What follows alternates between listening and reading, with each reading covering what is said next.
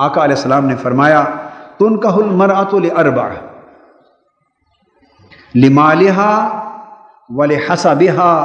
ولجمالہا ولدینہا، اور پھر فرمایا فاظفر بذات الدین، فرمایا عورت سے 4 بنیادوں پر نکاح کیا جاتا ہے، یعنی عورت کو یا بیوی کو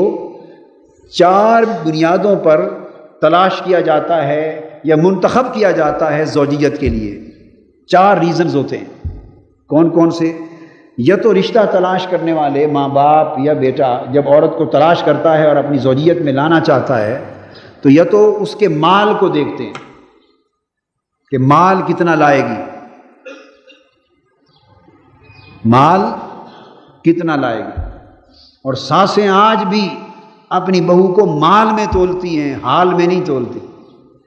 اس کا حال سیرت کردار۔ کم گھر ہیں جن میں دیکھا جاتا ہے، بہت سی ساسیں آج اس دنیا میں بھی ایسی ہیں جو مال میں تولتی ہیں، جہیز کیا لائی ہے، تمہیں ماں باپ نے کیا دیا ہے، اور بعض گھروں میں تو خدا نہ کرے سال ہا سال تانا چلتا ہے۔ تو فرمایا یا تو مال دیکھ کر شادی کی جاتی ہے کہ کتنے امیر ماں باپ ہیں اس بچی کے، گھرانہ کتنا مالدار ہے اور جہیز میں کیا ملے گا، یا ولحسبہا، یا خاندان دیکھا جاتا ہے کہ بڑا اونچا خاندان ہے، عزت والا خاندان ہے، ان کا بڑا سوشل سٹیٹس ہے، وہاں سے رشتہ ہوگا تو بڑے اونچے خاندان کے ساتھ ہماری رشتہ داری ہو جائے گی۔ داماد بچہ وہ سوچتا ہے کہ ہمارا بچہ فلاں کا داماد کہلائے گا۔ بولیے حضور صلی اللہ علیہ وسلم نے عین حقیقی عملی زندگی کے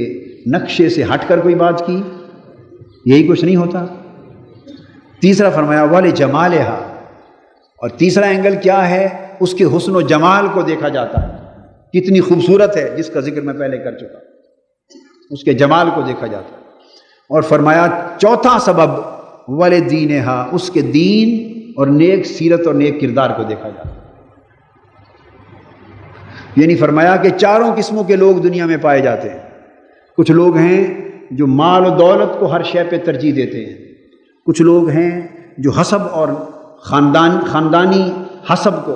اور خاندانی نسب کو ہر چیز پہ ترجیح دیتے ہیں، اور کچھ لوگ وہ ہیں جو حسن و جمال کو ترجیح دیتے ہیں، اور کچھ لوگ وہ ہیں جو اس کے دین کو، سیرت کو، کردار کو ترجیح دیتے ہیں۔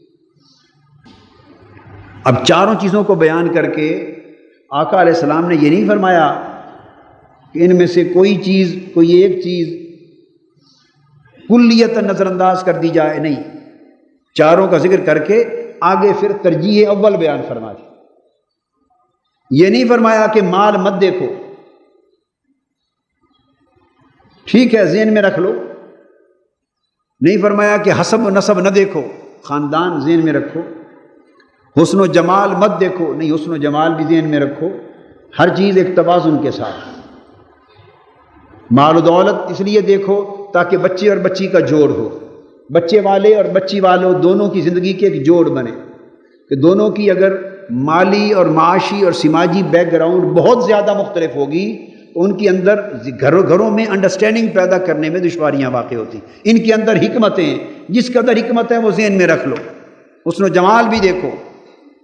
دین بھی دیکھو، مگر فرمایا فائنل ڈیسیژن اگر 4 چیزیں تھوڑی تھوڑی ہوں یا تھوڑی کم تھوڑی زیادہ ہوں تو فرمایا اولی ترجیح جو فیصلہ کن ہو فاظفر بذات الدین، وہ دین اور سیرت و کردار کو ترجیح دو۔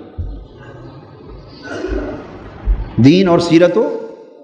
یعنی 4 چیزیں اگر برابر نہ ہوں،